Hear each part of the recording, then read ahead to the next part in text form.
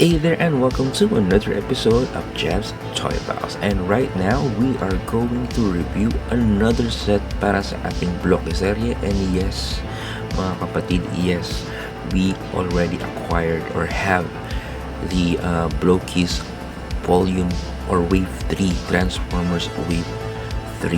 Nakita na po tayo sa wakas ng sale sa Shopee and with the help of some vouchers. Ano nag-promote no? Some vouchers and some discount. We already get or we already have or bought Wave 3 ng ating Bloque serye that will complete our Bloque's waves. And meron na tayong different Bloque's waves sa wakas. Or different figures from across all the waves na available sa Bloque's. Anyway, so here is so what we have here is the box. Ito na siya.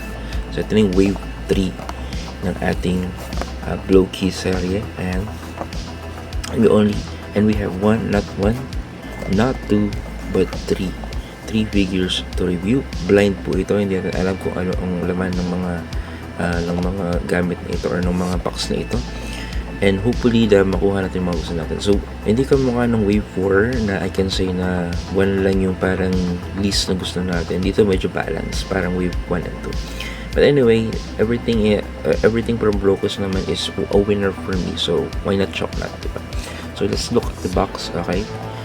So, on the front, you have Bumblebee, Wave 3, and nakita natin, Bumblebee, Transformers, Authentic, Transformers, Project Anniversary. On the other side, we have Soundwave na gusto ko sana makuha natin siya. On the other, Bio, okay, na merong kaunting parang analogy ni Soundwave. And then the list, okay, so dito makukuha natin si Bumblebee, si Slug, okay, so yung palang last type sa Snarl pala yun, sorry. Tapos para sa Optimus build, we have Ultra Magnus with Axe, Energon Axe. Then we have Red Alert and I believe this is Sideswipe or Hotshot. I'm not sure kung sino tong red na to. And, pero siya yung alam ko yung Lamborghini eh. And para sa kanilang mystery item, we have Soundwave Metallic and Soundwave, and then 2 Constructicon. I think this is Bone Crusher and Scavenger, or Scavenger and Bone Crusher. I'm not sure. Basta alam ko both yung 2 na yun, pero di ko alam kung sino dito. I'm sorry, I don't know my names. Okay? I don't know my Transformers. Sorry. Anyway, so that's that. Okay, so let's go ahead and open our first box and see ano ba ang laman ng ating, or ano ba ang makukuha natin. Hopefully makuha natin. By the way, ang gusto sana natin makuha rito, or gusto ko makuha sana rito, syempre Soundwave, because I'm a big fan of Soundwave. Ultra Magnus na base form, kasi meron tayong yung armor form niya sana, and then Bumblebee. Tsaka itong dalawang Constructicon. Yan. Okay, so yun, sana. Okay, so let's see what do we have on our first box. Hoping na this is something na part ng ating mga kagustuhan sa buhay. Nadidinggin tayo ni Bernadette Sobrano o nag-iingi ang Miss ang pangalan ng basta yun, sa wish ko lang ibig lang mga Arab. The usual, we have our next volume na nakuha natin, si Shockwave at saka si Ultra Magnus to represent Wave 4. Pero bakit dun sa box si si Shockwave tsaka si Nemesis Prime ata isa? I don't know. Anyway, there you go. We have the 2 blind box, okay, available. And then we have ang bago to, something na ito, don't throw away, do not keep. Anyway, and we have the Pogs. Wala pa yung Pogs. And we have our manual. Ayan. So sa manual natin, ang base nila ay si, who's the base? As a Soundwave. Ayan. Si Soundwave, and then si Slug. Si Slug din sa kanyang dino form. And then yung different na pwede natin makuha. Ayan. So magkamukhang mold dito si si Red Alert, tsaka itong si Sideswipe ata, or si Chat, basta ko, any other of the 2. Ayan. So yun yan. So let's just put it there. Okay. Thank you. So yun ang service, kapatid na box. And then let's see kung sino yung nakuha natin. Our first figure is okay, Tadyan. Okay. So mukhang alam natin kung sino to. The Transformers will return after these messages. And we are back. And here we have Sideswipe. So ito yung kanyang pog. Ayan. Sideswipe. Yan. QR code. And I take it back na I don't know. I felt kasi first is Sideswipe is kind of generic when it comes to the mode, pero hindi pala.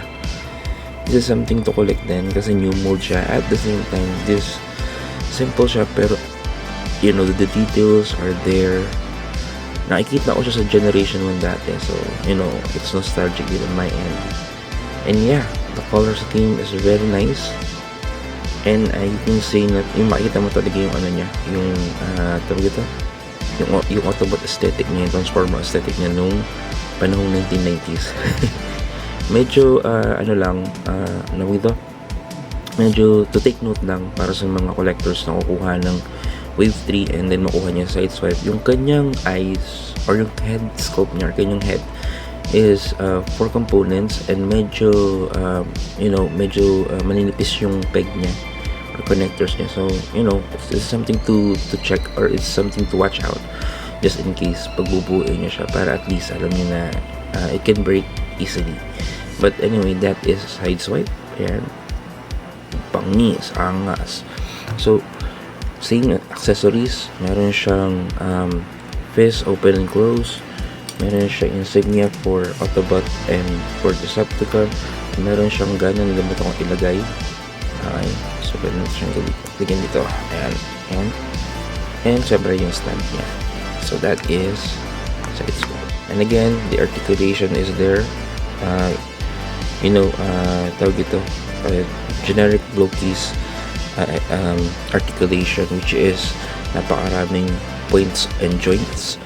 So points of articulation and joints. So you know you can get dynamic poses from this figure. Anyway, so that's Sideswipe. And so let's put him to the side and open our next box. Sana makuha na natin yung gusto natin, kahit Soundwave lang. Sana bigyan tayo ng pagbigyan tayo ni Primus. Nabigyan tayo ng kahit isang Soundwave lang. Soundwave. Anyway, so there we go. And we have 2 boxes here. There we go. Tapos yung ating do not eat straw, and then ating manual. Okay, ating manual. And dyan. Thank you box for your service. Main box, the main bag. Let's see. Is it on our second try? Oop, mukhang Constructicon to. Yep, there you go. Constructicon. At base sa ating, parang alam ko na, base sa ating tawag ito, breast part. Anyway, see you in a bit. The Transformers will return after these messages. And we are back, and we have here our second figure, si Bone Crusher. Ayan, si Bone Crusher. So angat na angat yung kanyang pagka-yellow green. And for me, this is one of the good item na nakuha natin for this wave, because it's very bulky. As you can see naman, kita-kita may pagiging Constructicon sa kanya. Although di ko alam kung gaano ka-bulky si Longhole, na I think dapat siya yung pinakamalaki sa grupo nila, because Longhole formed the body, pero still this guy is something else. Yeah, so hindi ko rin maintindihan is that you can open the chest like so for reason unknown. But yeah, so that is Longhole. Look at that head sculpt. Look at that head sculpt. Diba? By the way, di ko pala napakita yung head sculpt ni ayan. So ito yung head sculpt ni Sideswipe. Ayan. Okay, so that goes. And here is the battle pog of Bone Crusher. And QR. There we go. So that is Bone Crusher, our second Decepticon. So unlike the first one, ano ba ang pangalan ng first one natin, pero yung kanyang accessories na radar, di ba? Pero ito si Bone Crusher meron naman siyang gun. So it's okay. Everything's good and all. So sa head sculpt, medyo unique siya because unlike yung usual na sandwich style ng connection ng pag-connect, sa kanya parang ano, helmet style. So lalagay mo yung mata dun sa face niya, tapos yung helmet niya i-push down mo. So beware na lang. Okay? So be aware of that. And syempre yung kanyang accessories is Two-Face, there you go, and extra Decepticon and Autobots India, kanyang stand and extra pin para sa kanyang head. Ayan, so that is Bone Crusher. So tignan siya sa kanyang ano, stand kung magpapalagay sana siya. Ayaw mo ba Bone? Ha? Yan. There you go. Yan. So let's put him on the side and open our last box. Yan. So ating last box. So far we have one of those na gusto natin, and then one na hindi natin gusto. Hoping that this one will be one na gusto natin. Okay?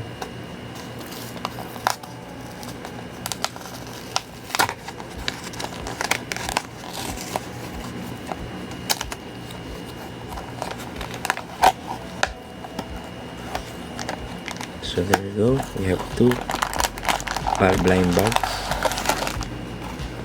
And then yung ating manual. Wala to yung ano. Wala to yung...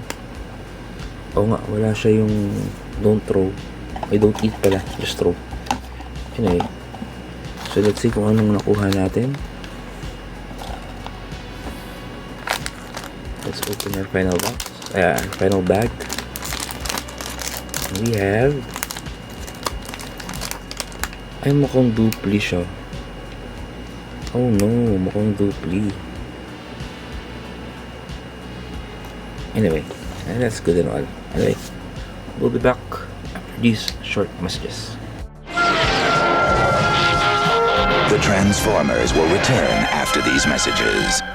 And here we are with our last figure na si Red Alert. So ito yung kanyang pog. And okay, so ito yung kanyang Red Alert. Okay, race gun. So ito yung mold body or mold brother ni Sideswipe. But for me, I think it works much better yung color scheme niya na white, red, and na yung kumbaga parang inverted lang kasi siya. Kung papansin niyo, inverted lang talaga siya ni Sideswipe. But for me, it works much better. Ang hindi lang nag-work talaga sa akin yung head sculpt niya or yung head niya na red. I don't know. I don't feel like bagay yung red dun sa kanyang helmet. I think much preferred ko kung other colors are like black or white. I don't know. But still like Sideswipe, maganda yung details niya. I love the details. And then yung mga painted na kanyang mga detail sa kanyang wrist. There you go. Ayun yung kanyang Autobot symbol with FD as for fire department ata yan. Yeah. Still, it's a win for me. So, kunin lang natin yung mga ating mga so, by the end of the day, so same lang siya ng mga accessories same lang siya ng mga accessories So, by the end of the day, I might say na hindi man natin nakuha yung mga gusto natin sa ating target na wave 3. Still, it's a win for me because every figure of Blokis is still worth picking up. And if ever na gusto nyo makuha or gusto nyo bilhin yung buong set and to get all the variety na available on this wave, pwede naman, you can do that. Shopee has an option to buy a whole box or a whole set, and it's composed of, I believe, 9 boxes. So may isa lang kayo hindi makukuha, and most likely that is yung kumbaga parang sortihan lang kung makukuha nyo yung special item, since it's the same mold as the normal one. So yun lang yung parang medyo swertihan nyo doon. But most likely, makukuha nyo lahat ng variety. So, anyway, do I recommend the wave? Yes, of course. The same as with all the waves na nakuha natin or na what they call this, na review natin. The wave 3 is worth picking up. And since that is it, nakuha natin lahat ng waves na meron tayo. We'll see if Blokis will come up with another wave or another wave na pwede natin i-review or another set of figures na pwede natin i-review din. Kasi I believe meron silang bago eh. But let's see. And tingnan natin kung saan nadadalhin ng ating Blocky serye. But for now, that is it for today's episode. Thank you very much for watching and hope na sana nagustuhan yung episode natin na for today. Kita-kits tayo sa next episode and you have a great day. Bye!